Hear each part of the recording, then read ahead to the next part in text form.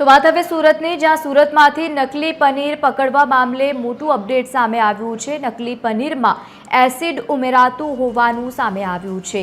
દરરોજ 1000 કિલો નકલી પનીર શહેરમાં ઠલવાતું હોવાનો આ ઘટસ્ફોટ થયો છે। આરોપી વિરુદ્ધ એસઓજી પોલીસની લાલાંક જોવા મળી। વધુ ગુના હશે તો પાસા હેઠળ કાર્યવાહી થશે, આ પ્રકારનું નિવેદન પણ ડીસીપી તરફથી સામે આવ્યું છે। નાની ડેરીઓમાં સસ્તા ભાવે વેચાતું હતું આ પનીર ખટોદરા વિસ્તારમાંથી ઝડપાયું હતું 955 કિલો નકલી પનીર। હવે એસઓજી પોલીસ અને પાલિકા વિભાગે વધુ કાર્યવાહી હાથ ધરી છે।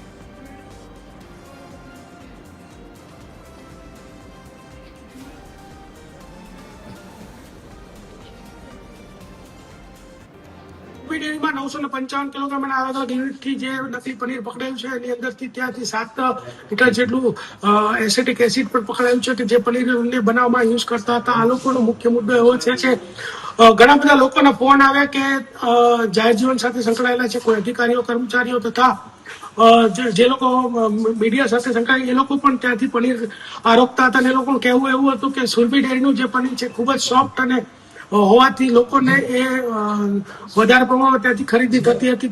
વધુ ગુનાઓમાં જો આ લોકો સંકળાયેલા નીકળશે અથવા તો આ નકલીનો એકાદો ગુનો બીજો કોઈ ગુનો એના ઉપર દાખલ કરેલ હશે તો 2 ગુના જો દાખલ થશે તો એના ઉપર પાસાની કાર્યવાહી કરવામાં આવશે।